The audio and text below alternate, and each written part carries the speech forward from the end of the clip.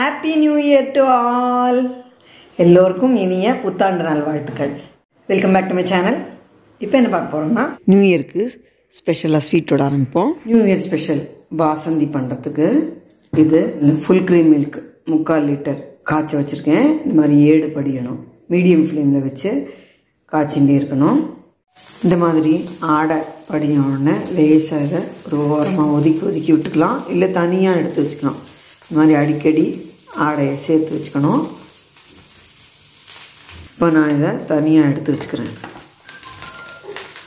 தனியாக எடுத்து வச்சுட்டு திருப்பி இது 7 படியணும் சிம்மில் வச்சே காய்ச்சலாம். பால் நல்லா குறுகியாச்சு. இதே மாதிரி ஆடை படிஞ்சு 4 தடவை எடுத்து வச்சுருக்கேன். இப்போ இதில் 4 டேபிள் ஸ்பூன் அளவு ஜீனி சேர்த்துக்கிறேன். ஜீனி சேர்த்து நல்லா கொஞ்சம் கொதித்து ஒரு 2 நிமிஷம் வத்தட்டும். அதுக்குள்ளே மிக்சியில் ஒரு 15 பாதாம் பருப்பு 10 முந்திரி பருப்பு சேர்த்துருக்கேன். இதை பேஸ்ட்டாக அரைச்சிட்டு வரலாம்.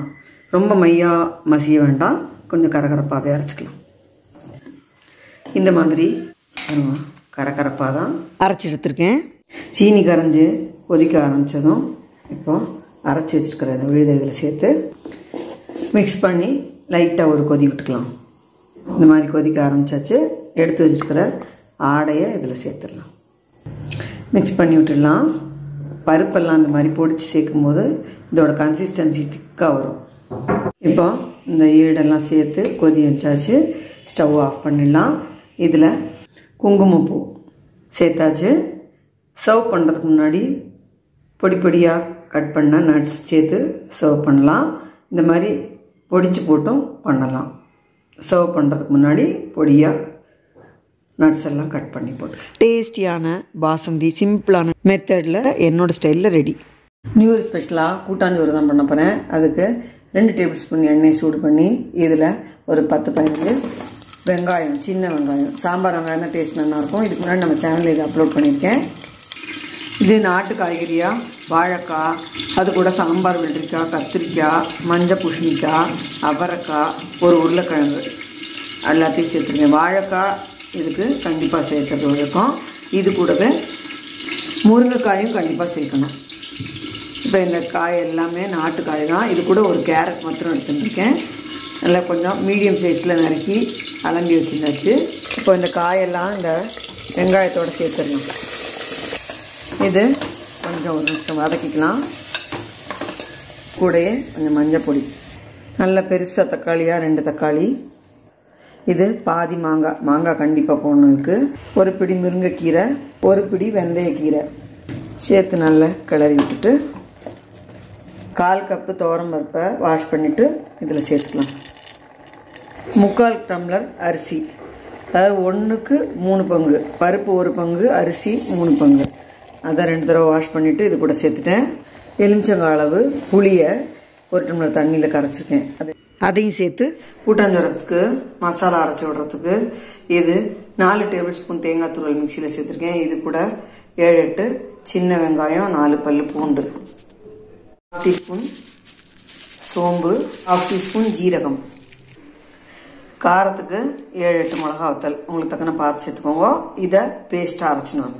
அரைச்ச இந்த தேங்காய் விழுதை இதில் சேர்த்து எவ்வளவு அரிசி எடுத்தோமோ அதுக்கு 4 பங்கு தண்ணி சேர்க்கணும். அரிசியும் பருப்புமா உள்ள அளவுக்கு இப்போ அளவு சேர்த்துக்கிறேன்.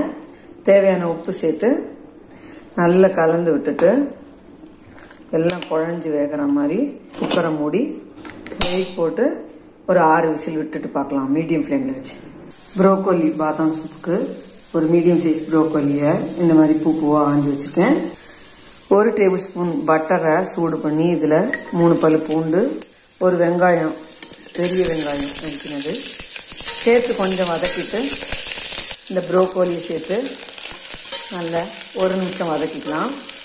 இந்த வதங்கினதும் இது கூடவே ஒரு 10 பாதாம் பருப்பு சேர்த்து கொஞ்சமாக தண்ணி விட்டு குக்கரை மூடி வெயிட் போட்டு 1 விசில் விட்டு எடுத்துக்கலாம். கூட்டாஞ்சோறு ஸ்டீமர்லாம் அடங்கியாச்சு. பாருங்க நல்லா இந்த மாதிரி வெந்திருக்கு. இப்போது இதை கிளறி பார்க்கலாம். பாருங்க தெரியுறதா, நல்லா வெந்திருக்கு. அதே சமயம் ரொம்ப குழையலை. டேஸ்ட்டு சூப்பராக இருக்கும். அருமையான இந்த திருநெல்வேலி கூட்டாஞ்சோறு சாப்பிட்டாலும் தான் தெரியும் இதோட டேஸ்ட்டு. இப்போ கூட்டாஞ்சோறுக்கு தாளிக்கிறதுக்கு நெய்யும் எண்ணெயுமா வச்சுருக்கேன், நல்லெண்ணெய். இதில் கடுகு, கருவேப்பிலை சேர்த்து தாளித்து இந்த தாளிதத்தை கூட்டாஞ்சோறுல வச்சாச்சு. நம்ம சூப்பரான கூட்டாஞ்சோறு ரெடி. ப்ரோக்கோலி சூப்புக்கு ஒரு விசில் விட்டு எடுத்தாச்சு. காயெல்லாம் இந்த மாதிரி வந்திருக்கு. இதை மிக்சியில் சேர்த்து பல்பாக அடிச்சுன்னு வந்திருக்கேன். இது கூட 1 டம்ளர் பாலை விட்டு கலந்து சூடு பண்ணிக்கலாம், கொதிக்க வைக்க வேண்டாம். நல்ல சூடாயாச்சு, சூப் ரெடி. இது சர்வ் பண்ணுறதுக்கு முன்னாடி பெப்பரும் சால்ட்டும் சேர்த்துக்கலாம். பாசந்தி சர்வ் பண்ணுறதுக்கு முன்னாடி ஸ்லைஸ் பண்ணி வச்சுக்கிற பாதாம் பீசஸை சேர்த்துக்கிறேன். சூப்பரான பாசந்தி ரெடி.